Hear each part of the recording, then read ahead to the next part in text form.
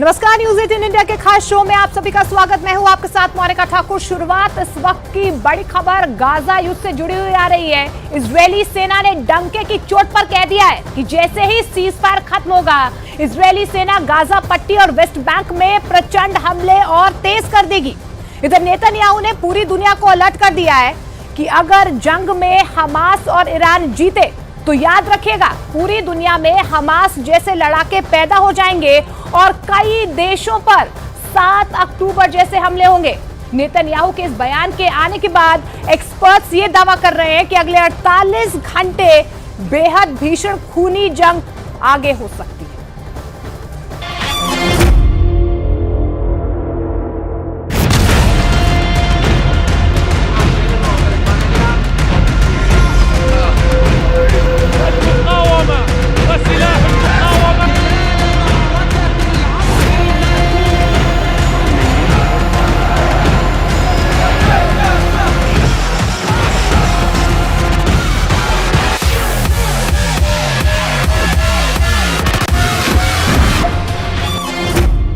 Israel को मिटा देंगे हमास और ईरान। 4 दिन का सीज फायर क्या इजरायल पर भारी पड़ रहा है? दुनिया भर के वॉर एक्सपर्ट्स का साफ कहना है कि 4 दिन के सीज फायर में हमास को जबरदस्त हमले करने के लिए फिर से ऑक्सीजन मिल गई है। खबरें तो यहां तक आ रही हैं कि रूस के वैगनर ग्रुप के कमांडर और लड़ाके भारी हथियारों के साथ हमास के कमांड सेंटर में पहुंच चुके हैं, जबकि चीन ने इस दौरान हमास की सुरंगों में ऐसे खुफिया नेटवर्क बना दिए हैं जो इजरायली टैंकों और पैदल सेना के लिए काल साबित होंगे। जबकि दूसरी तरफ ईरान ने हमास को नई तरह की सैकड़ों मिसाइलें, लंबी दूरी के रॉकेट और भारी हथियारों की एक बहुत बड़ी खेप गाजा पहुंचा दी है। दावा तो यहां तक किया गया है कि ईरान ने अरब और मुस्लिम देशों को साफ साफ कह दिया है कि हम सीज फायर की आड़ में इजरायल के खूनी गुनाहों को रत्ती भर माफ नहीं करेंगे और इजरायल पर 7 अक्टूबर जैसे दर्जनों भीषण हमले होंगे।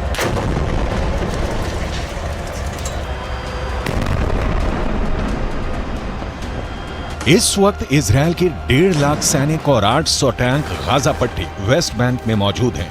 खबरें तो यहां तक आ रही हैं कि इजरायल ने सीज फायर पूरा होने से पहले ही हमास के ऊपर जबरदस्त हमले शुरू कर दिए हैं ताकि हमास 7 अक्टूबर जैसा हमला इजरायल पर ना कर सके। जबकि दूसरी तरफ हमास, हिजबुल्लाह और हूथी मिलकर इजरायल पर हमले कर रहे हैं, जो साफ साफ संकेत हैं कि ना तो हमास हार रहा है और ना ही हिजबुल्लाह और हूथी के लड़ाके इजरायल पर हमला करने से हिचक रहे हैं, क्योंकि ईरान इस वक्त गाजा युद्ध का बॉस बन चुका है। यही वजह है कि इजरायल के प्रधानमंत्री बेंजामिन नेतन्याहू ने एक ऐसा बयान दे दिया है जो इजरायल के वजूद से जुड़ गया है। इजरायल की हार पर नेतन्याहू का कबूलनामा। इजरायली प्रधानमंत्री बेंजामिन नेतन्याहू ने गाजा युद्ध को लेकर इजरायली मीडिया में बड़ा लेख लिखा है।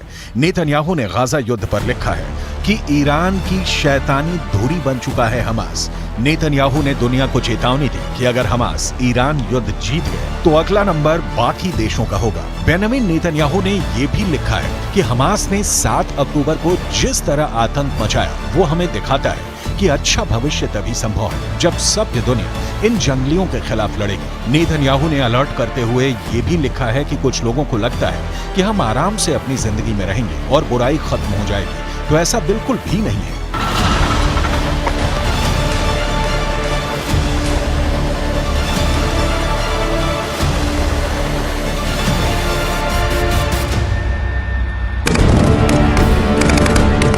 गाजा में अब तक 15,000 के करीब लोग मारे जा चुके हैं। इजरायली सेना और इजरायली सरकार दोनों ही इस वक्त भयंकर प्रेशर में है।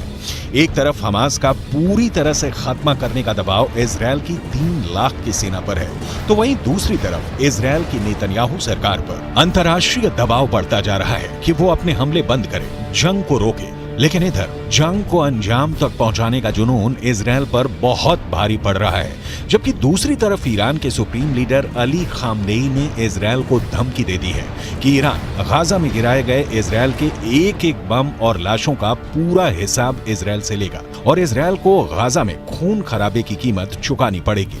देखिए ईरान के सुप्रीम लीडर ने क्या कहा है। ईरानी सर्वोच्च नेता अली खामनेई ने एक्स पर एक पोस्ट में इजरायल को गाजा युद्ध पर चेतावनी दी है। अली खामनेई ने लिखा है कि गाजा पट्टी में आईडीएफ के हमले पर तगड़ा जवाब जरूर मिलेगा। खामनेई ने लिखा है कि गाजा में इजरायल की भीषण बमबारी उस करारी हार की भरपाई नहीं कर पाएगी जिस करारी हार का सामना इजरायल को 7 अक्टूबर को करना पड़ा था। ईरानी सर्वोच्च नेता अली खामनेई ने दावे के साथ लिखा है कि इजरायल अमेरिका के समर्थन के बिना कुछ भी नहीं है और कुछ ही दिनों में इजरायल चुप होने को मजबूर हो जाएगा।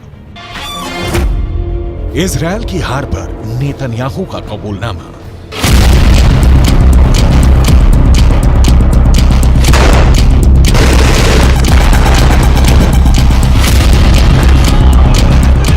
अगर हम आंकड़ों के हिसाब से देखें तो इजरायल ने उत्तरी गाजा से 11 लाख लोगों को जबरन दक्षिणी गाजा की तरफ भागने को मजबूर कर दिया है, जबकि उत्तरी गाजा में मौजूद 35 में से 25 अस्पताल इजरायली हमले में तबाह हो चुके हैं।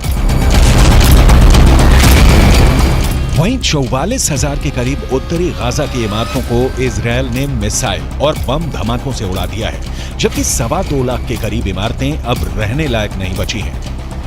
लगभग 10,000 हमास लड़ाके अब तक इजरायली सेना मारने का दावा कर चुकी है, लेकिन जबरदस्त प्रेशर में 4 दिन का सीज फायर इजरायल की 1.5 महीने की मेहनत और जीत पर पानी फेर रही है। इसीलिए इजरायली सेना के टॉप कमांडरों ने कहना शुरू कर दिया है कि सीज फायर के दौरान इजरायली सेना भीषण हमले की जबरदस्त तैयारियां कर रही है। इजरायली सेना के प्रवक्ता रियर एडमिरल डैनियल हगारी ने साफ साफ कहा कि हम सीज फायर में हमास पर भीषण हमले की तैयारी में जुटे हैं। इजरायल को मिटा देंगे हमास और ईरान। במהלך ימי ההפוגה, צה"ל ישלים את ההיערכות ואת המוכנות לשלבי המלחמה הבאים. כוחות צה"ל מוכנים ודרוכים בכל הזירות. המדיניות שלנו ברורה. נפעל כנגד כל איום למדינת ישראל.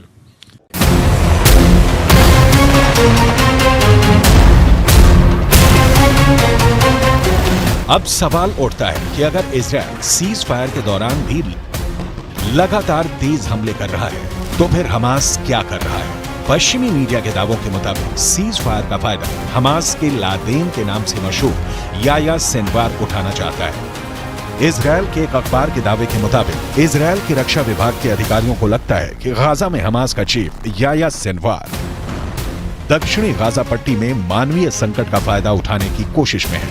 इस रणनीति के तहत खान यूनुस का लादेन कहा जाने वाला याया सिनवार इजरायली रक्षा बलों पर इतना अंतर्राष्ट्रीय दबाव डालना चाहता है कि आगे अपने अभियान को तेज न कर सके। खान यूनुस ही सिनवार का मुख्य कमांड सेंटर है। माना जा रहा है कि दबाव में इजरायली सेना अपेक्षाकृत सीमित ऑपरेशन के लिए तैयार हो सकती है, जिससे हमास को कोई खास नुकसान नहीं होगा। इजरायली अफसरों का मानना है कि सिनवार युद्ध विराम के बाद जमीनी अभियानों को फिर से शुरू करने में देरी कराने की योजना बनाने में जोर शोर से जुटा है। आप कुछ पॉइंट से समझ लीजिए। हमास का लादेन याया सिनवार उत्तरी गाजा के बजाय दक्षिणी गाजा को बचाने पर अब क्यों जोर दे रहा है। सीज फायर की वजह से खान यूनुस या राफा को निशाना बनाने की बजाय इजरायली सेना नुसैरा, अल बुरायज और दीर अल बलाह जैसे इलाकों पर ही सीमित हमले कर पा रही है। इजरायली सेना दक्षिणी गाजा के गैर मानवीय क्षेत्रों में सीमित अभियान चलाने को मजबूर हो रही है। इसका नुकसान आईडीएफ को ये हो रहा है कि हमास इजरायल के भीषण हमलों से बच रहा है और हमास का लादेन याया सिनवार एक बार फिर से दक्षिणी गाजा में हमास की सैन्य ताकत को मजबूत करने में जुटा है।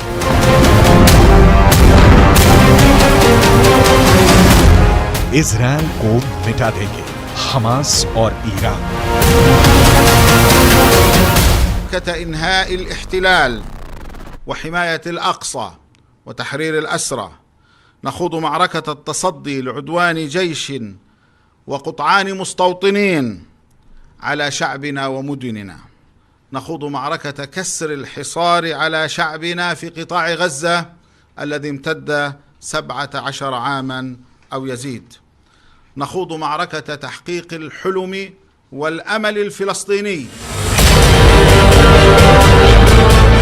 इस वीडियो में दिखाया गया है कि हमास के लड़ाके अचानक तबाह इमारतों से बाहर निकलकर आरपीजी फायर कर रहे हैं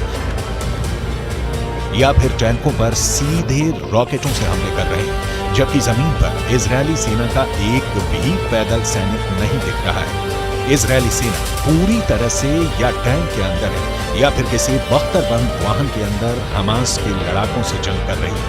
हमास के इस खुफिया युद्ध ने इजरायली सेना के पसीने छुड़ा दिए हैं। 4 दिन के सीज फायर के बाद जब दोबारा से इजरायली सेना गाजा शहर और उत्तरी गाजा के बेहद अंदरूनी हिस्सों पर हमला करेगी, तो उस वक्त हमास और ज्यादा घातक हमले इजरायली सेना पर जरूर करेगा। लेकिन इजरायली सेना ये भी दावा कर रही है कि सीज फायर के बाद हमास का खात्मा पूरी तरह से हो जाएगा। עוקבים אחרי כל מה שצריך לעקוב, אחרי בכירי חמאס בעזה ובכל מקום בעולם.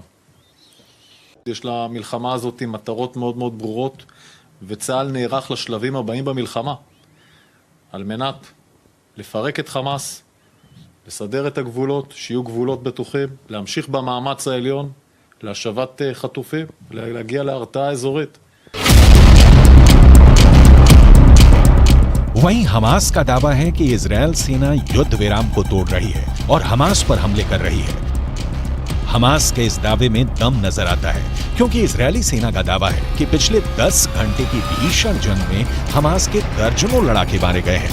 आईडीएफ की मुख्य पैदल सेना इकाइयों में से एक है नाहल ब्रिगेड के सैनिकों ने उत्तरी गाजा के पश्चिम में जबालिया पर भीषण हमला किया।